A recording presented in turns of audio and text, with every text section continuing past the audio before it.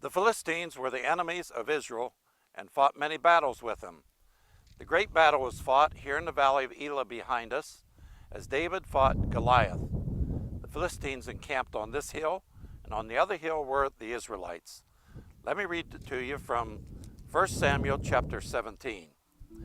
Now the Philistines gathered their armies together to battle, and were gathered together in Shoho, which belongs to Judah. They encamped between Shoho and Azekah in Ephes Dammon. And Saul and the men of Israel were gathered together, and they encamped in the valley of Elah. The valley of Elah is behind us. They drew up in battle against the Philistines. The Philistines stood on a mountain on one side, and Israel stood on a mountain on the other side with a valley between them. Here we are on the mountain where the Philistines stood, and here now is Arie to tell us about the Philistines, the enemies of Israel. Standing here above the Elah Valley, one of the greatest fights ever memorized of David against Goliath, it's first good to think, who are the Philistines?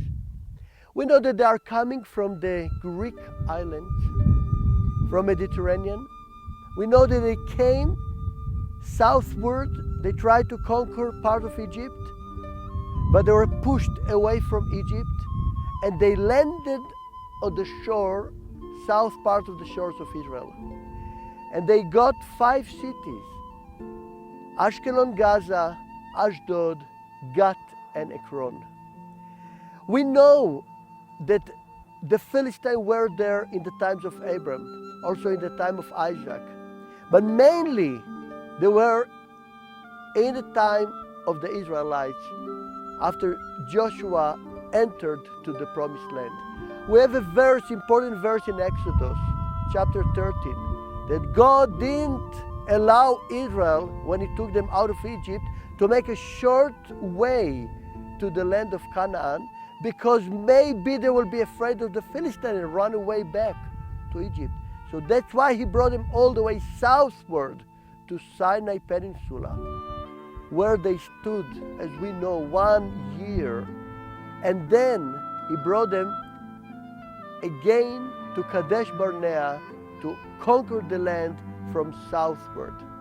But as we know, they wanted to send spies, and the spies journeyed the land 40 days. And when the spies came back, they thought they were talking terrible about the land, at least 10 of the 12. And then God punished them and said, every day they were spying, you will be 1 year wandering.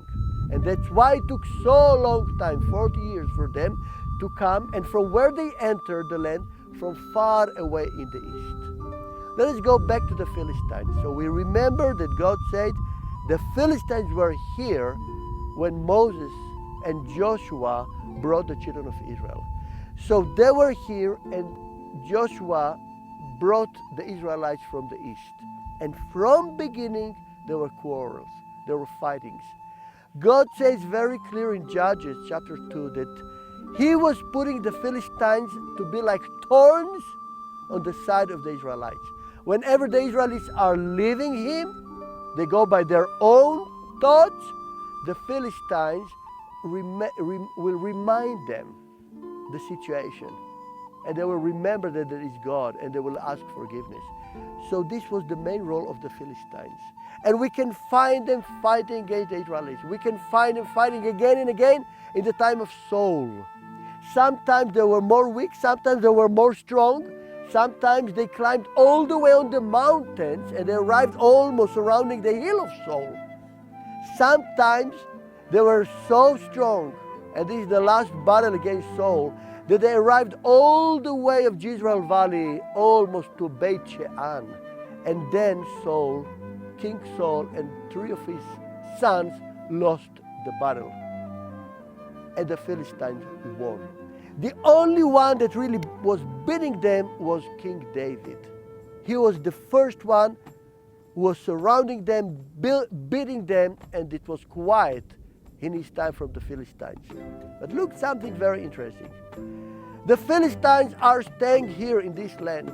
How long? All the time Israel and Judah was here, the Philistines were here. We know the Sancherib, the great king of Assyria. He came around 600 years before Jesus and invaded to this area, and he conquered the Philistines' cities. But look what happens. He did it, and just 14 years later, he's conquering. His successor, the Nebuchadnezzar, conquered Jerusalem and dismissed it, vanished it. Finished with this. So in other words, the Philistines arrived with the Israelites, and the Philistines are disappearing when the Israelis are disappearing. So let us see when the Philistines arrived. They arrived with Joshua, when Joshua arrived to the land, and when they disappeared when Judah went to exile to Babylon. And then for around 1,000 years you don't hear anything about them. Another 1,000 years you don't hear anything. But look what happened 120 years ago. In the year 1882, the first Jewish immigration, Zionist Jewish, happened. Jewish people from Russia appeared here. What is the name of this land? Palestina. What is the name of those who are rejecting Israel's coming to this land? The Palestinians. Now, people ask me, is there connection with the old Palestinians, or Philistines as they were called, and these Palestinians? Of course there is connection. And let me tell you what happened. In the year 132, the Jews made a great rebellion against the Romans. It's called Bar Kokhba rebellion, or rebel. Look what happened there. After 3 years, the Romans came with Hadrian, and they were finishing this battle in a very cruel way. And what happened at the end?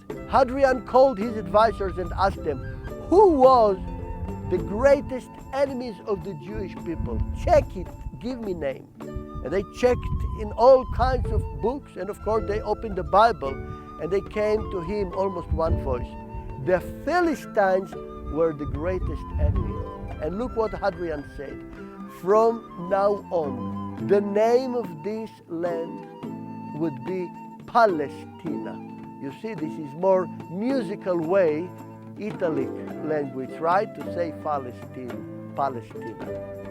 And from this moment on, the name of Jerusalem is not going to be anymore Jerusalem, but Ilia Capitolina. So look what Hadrian did. He changed the name of this land to Palestine. And what happened? The Romans continued to use this name.